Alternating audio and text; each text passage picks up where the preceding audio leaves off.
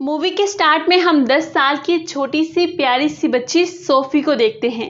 Sophie एक asylum में रहती है क्योंकि उसके पेरेंट्स की डेथ हो चुकी है। सोफी को इंसोम्निया यानी कि नींद न आने की बीमारी है, जिसकी वजह से वो सारी रात जाग कर गुजारती है। एक रात जब सब सो रहे होते हैं तो सोफी को विंडो के पास से एक आवाज सुनाई देती है। अब क्योंकि सोफी को नींद नहीं आ रही थी, इसलिए वो देखने के लिए बैल्कनी पर जाती है। जब वो बालकनी में जाती है तो वो देखती है कि कुछ बिल्लियों ने डस्टबिन को गिरा दिया है। उसके बाद वो देखती है कि बिल्डिंग के पीछे से एक जायंट का हाथ बाहर निकला है और उस जायंट का हाथ डस्टबिन को उठाकर उसकी जगह पर रख देता है और बिल्डिंग के पीछे से एक बहुत बड़ा जायंट बाहर आता है। सोफी उस जायंट को देख चुकी थी और वो जायंट भी सोफी को देख चुका था। उस जायंट को देखकर सोफी बहुत ज्यादा डर जाती है और जल्दी से अपने बिस्तर पर चली जाती है, लेकिन वो जायंट विंडो से हाथ अंदर डालकर सोफी को पकड़ लेता है और सोफी को अपने साथ ले जाता है। यहाँ पर हम देखते हैं कि ये जायंट इंसानों के सामने नहीं आता था।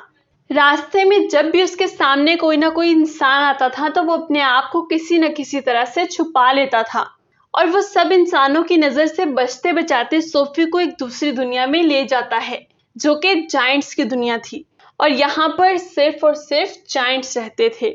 वो बूढ़ा जायंट सोफी को अपने घर ले आता है। सोफी वहां पर देखती है कि जायंट्स की दुनिया में हर चीज जायंट्स की तरह ही बहुत बड़ी है। ये सब देखकर सोफी वहां से भागने की कोशिश करती है। तभी वो बूढ़ा जायंट उसे कहता है कि यहाँ से भागने का कोई भी रास्ता नहीं है। ये सुनकर सोफी बहुत ज्यादा डर जाती है। वो जायंट सोफिया को एक पैन के अंदर रख देता है और कहता है कि मुझे बहुत ज्यादा भूख लगी है। मुझे इतनी भूख लगी है कि मुझसे भूख कंट्रोल ही नहीं हो रही। मुझे इतनी भूख लगी है कि मेरे पेट में चूहे दौड़ रहे हैं। अब सोफिया को लगता है कि ये बूढ़ा जायंट उसे खा जाएगा। तभी सोफिया को वहां पर और बहुत सारे जायंट्स के हंसने की आवाजें आने लगती हैं। सोफिया उस बूढ़े जायंट से पूछती है, क्या यहाँ पर और भी जायंट्स हैं? वो बूढ़ा जायंट उसे कहता है कि हाँ, यहाँ पर और भी बहुत सारे जायंट्स हैं जो साइज में मुझसे बहुत ज्यादा बड़े हैं और मुझसे बहुत ज्यादा खतरनाक हैं।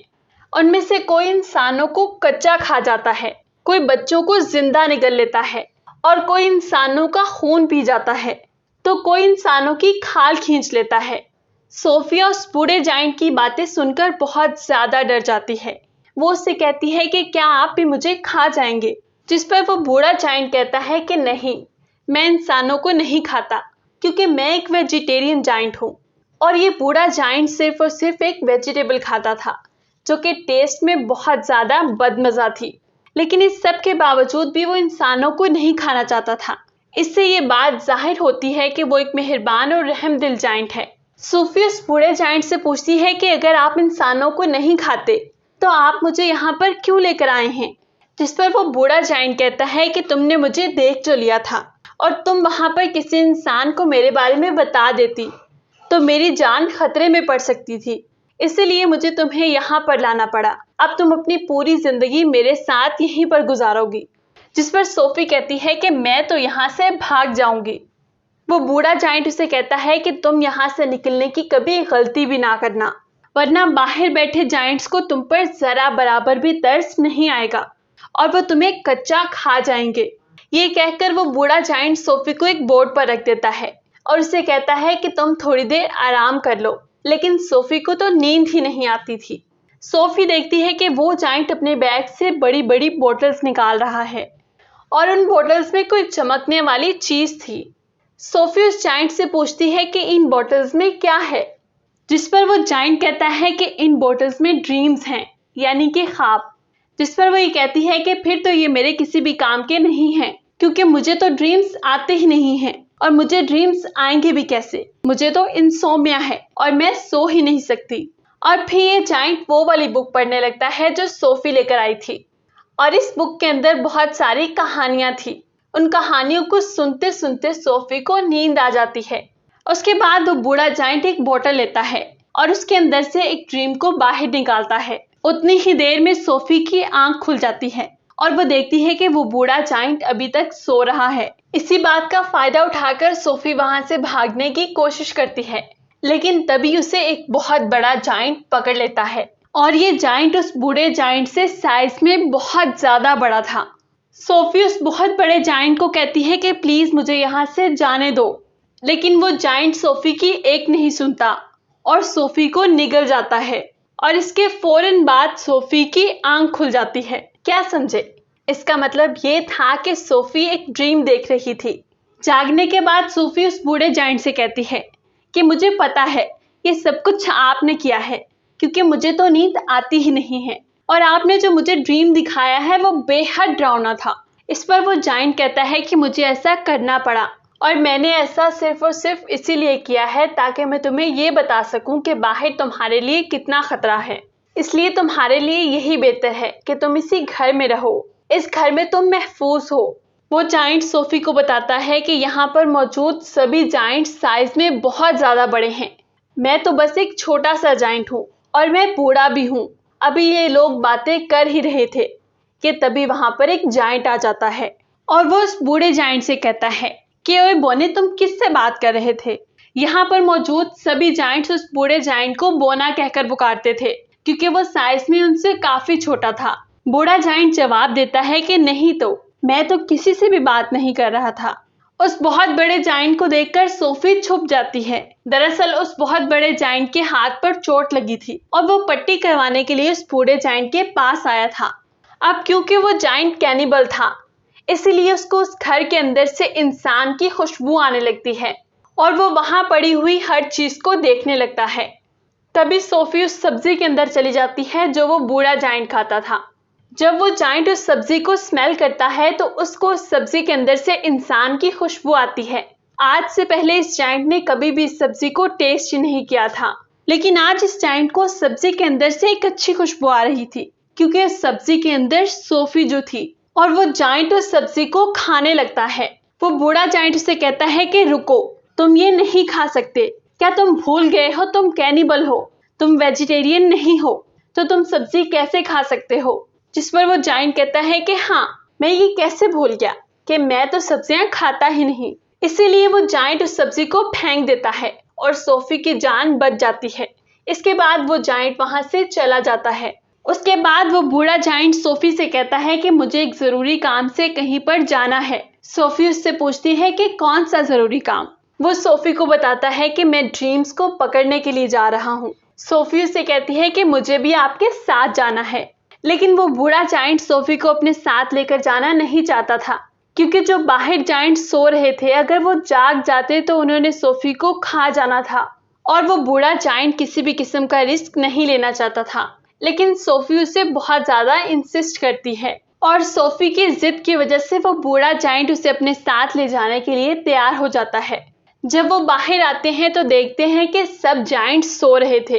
वो दोनों उन जाइंट्स के पास से गुजरते हैं। इतने में वो सभी जाइंट्स जाग जाते हैं और वो बूढ़े जाइंट को परेशान करने लगते हैं कि ओए बोने, तुम कहाँ पर जा रहे हो?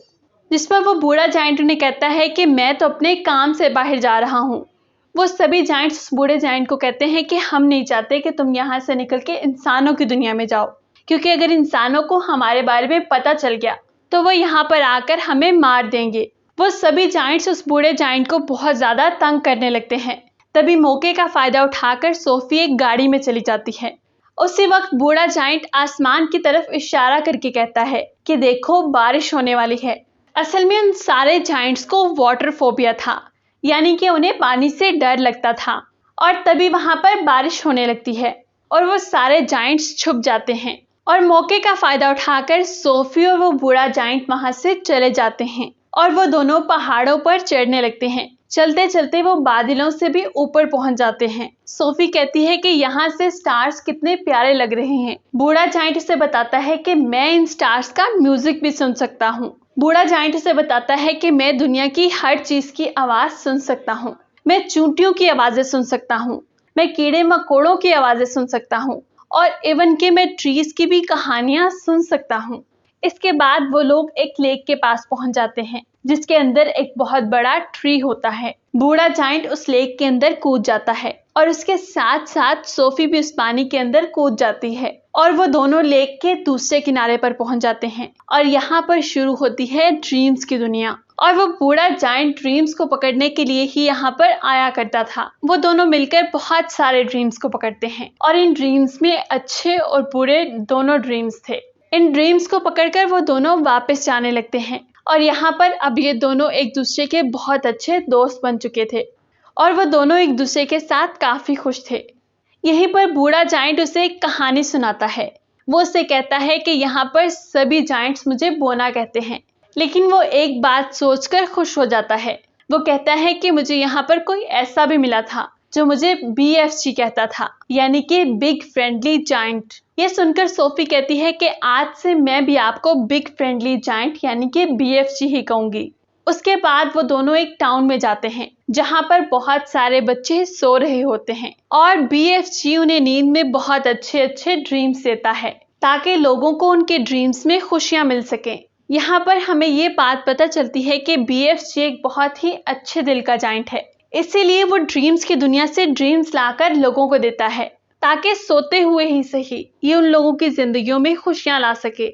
सोफी BFG से पूछती है कि क्या ड्रीम्स के बारे में आपको आपके पेरेंट्स ने बताया था। इस पर BFG उससे कहता है कि जायंट्स के पेरेंट्स नहीं होते। सोफी BFG से उसकी उम्र पूछती है कि आपकी उम्र कितनी है। इस पर BFG उसे जवाब देता है कि जितनी उम्र इस दुनिया की है उतनी ही मेरी है, क्योंकि जब ये दुनिया बनी थी तभी सारे जायंट्स भी बन गए थे, लेकिन सभी जायंट्स इंसानों से छुप कर रहते हैं। इसके बाद वो दोनों वापस जाने लगते हैं। तभी सोफी उससे पूछती है कि मेरा ब्लैंकेट कहाँ पर है। असल में सोफी का ब्लैंकेट जायंट्स की दुनिया में ही रह गया था और इस बात की वजह से BFG काफी ज्यादा परेशान हो जाते हैं। वो सोफी को कहते हैं कि अब मैं तुम्हें अपने साथ नहीं लेकर जा सकता, क्योंकि अब तक उन जायंट्स को ये बात पता चल गई होगी कि मेरे साथ कोई इंसान था। और यहाँ पर BFG सोफी को एक बात बताता है कि बहुत सालों पहले मुझे एक प्यारा सा बच्चा मिला था और वो भी बिल्कुल तुम्हारी तरह इनोसेंट और प्यारा सा था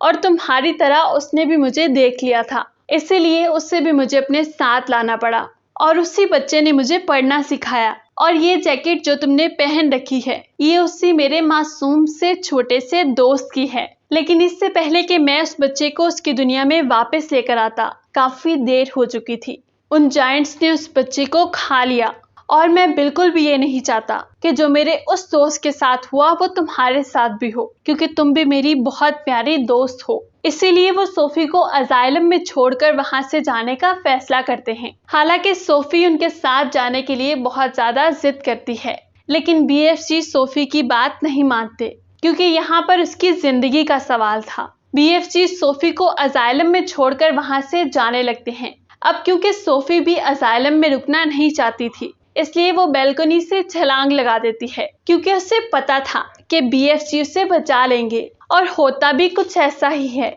और ना चाहते हुए भी उन्हें सोफी की बात माननी पड़ती है और वो सोफी को जायंट्स की दुनिया में ले आता है, जहाँ पर बाकी सभी जायंट्स उनका इंतजार कर रहे थे, क्योंकि सारे जायंट्स ये बात जान चुके थे कि बूढ़े जायंट के पास कोई इंसान है और वो सारे जायंट्स ये बात जानना चाहते थे कि वो इंसान कौन है और कहाँ पर है। वो BFG के घर को चेक करते हैं और सारा सामान तोड़ फोड़ देते हैं, लेकिन BFG उस ब्लैंकेट को जला देता है जिसके अंदर सोफी की खुशबू थी। सोफी BFG के घर में दीवार पर लगी एक प्रिंसेस की पिक्चर को देखती है। उस पिक्चर को देखकर सोफी को एक आइडिया आता है।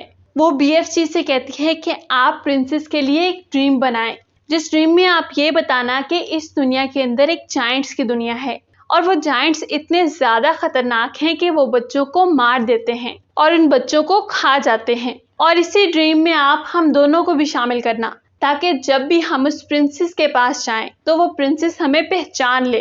ये सुनकर BFG ऐसा ही करते हैं और वो जायंट्स की दुनिया में रहने वाले सारे जायंट्स का एक ड्रीम बनाते हैं और वो उस ड्रीम में खुद को और सोफी को भी ऐड करते हैं और साथ ही साथ वो उस ड्रीम में सिटी के सभी मिसिंग बच्चों को भी डाल देता है। उसके बाद वो प्रिंसेस के पैलेस जाते हैं और प्रिंसेस की नींद में वो ड्रीम डाल देते हैं और प्रिंसेस वो सब कुछ देख लेती है जो वो प्रिंसेस को दिखाना चाहते थे। प्रिंसेस की जब आँख खुलती है तो वो बहुत ज़्यादा डरी होती है। वो प्रिंसेस अपनी मेट को उस ड्रीम के बारे में बताती है। तभी उनकी मेट कहती है कि आप फिक्र मत करिए, ये सिर्फ और सिर्फ एक नाइटमेयर था। लेकिन जब वो न्यूज़पेपर पढ़ती है तो वो कहती है ये तो बड़ी अजीब बात है, क्योंकि कल रात से काफ़ी ज़्यादा सारे बच्चे अपने अपने घरों से मिसिंग हैं और ये सेम वैसा है जैसा आपने ड्रीम देखा है। तभी प्रिंसेस कहती है कि पर्दे हटाओ, और पर्दा हटाते ही विंडो पर सोफी खड़ी होती है। असल में BFG ने ये सीन भी ड्रीम में डाला था। वो प्रिंसेस को BFG के बारे में बताती है और साथ ही साथ वो प्रिंसेस से ये वादा लेती है कि आप BFG को कोई भी नुकसान नहीं पहुंचाएंगी। तभी BFG प्रिंसेस के सामने आता है और अदब के साथ प्रिंसेस के सामने झुक जाता है। यहाँ पर सभी जायंट्स की एक प्रॉब्लम होती है कि वो किसी भी लफ्ज़ को सही तरीके से नहीं कह सकते।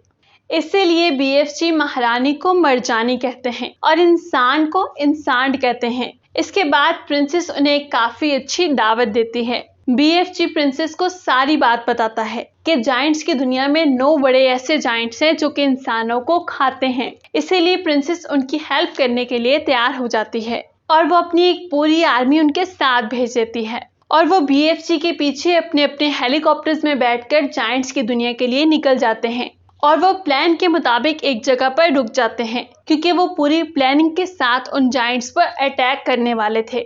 उनका प्लान ये था कि BFG उन सभी जायंट्स के लिए एक ड्रीम बनाएंगे और इस ड्रीम में BFG जायंट्स के बुरे कामों के लिए उनके अंदर पछतावा और शर्मिंदगी डालेंगे और BFG ऐसा ड्रीम बना भी लेता है। लेकिन तभी उन्हें याद आता है कि ड्रीम्स को पंप करने वाली डिवाइस तो प्रिंसेस के महल में ही रह गई और इस डिवाइस के बगैर ऐसा करना बहुत ज़्यादा रिस्की था, क्योंकि उन ड्रीम्स को पंप करने के लिए उनके पास जाना पड़ना था। यहाँ पर सोफी हिम्मत करके उस जार को उन जायंट्स के पास लेकर जाती है जहाँ पर वो जायंट्स सो रहे थे। लेकिन इससे पहले कि सोफी उस जार को तोड़ पाती, उन जायंट्स का लीडर उठ जाता है और वो लीडर जैसे ही सोफी को पकड़ने लगता है, सोफी उस जार को तोड़ देती है और वो ड्रीम उन जायंट्स की नींद में चला जाता है जो कि अभी सो रहे थे।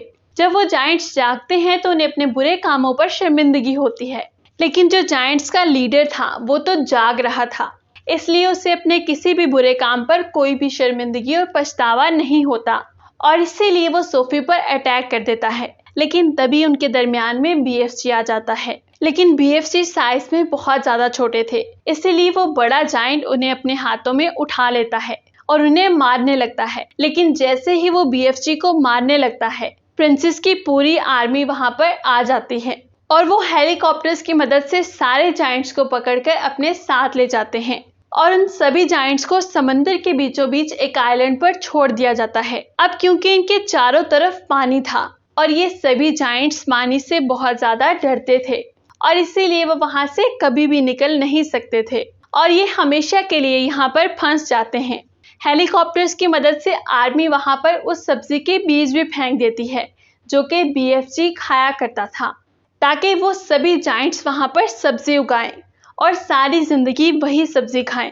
इसके बाद हमें सोफी दिखाई जाती है जो कि अब अजाइलम में नहीं रहती थी, बल्कि वो प्रिंसेस के महल में रहती थी और यहाँ पर सोफी बहुत ज़्यादा खुश होती है और वो जब चाहे वो BFG से बात भी कर सकती है, क्योंकि BFG ने उसे बताया था कि वो सारी दुनिया की आवाज़ें सुन सकते हैं। और दूसरी तरफ हमें BFG दिखाए जाते हैं जो कि जायंट्स की दुनिया में बिल्कुल अकेले हैं।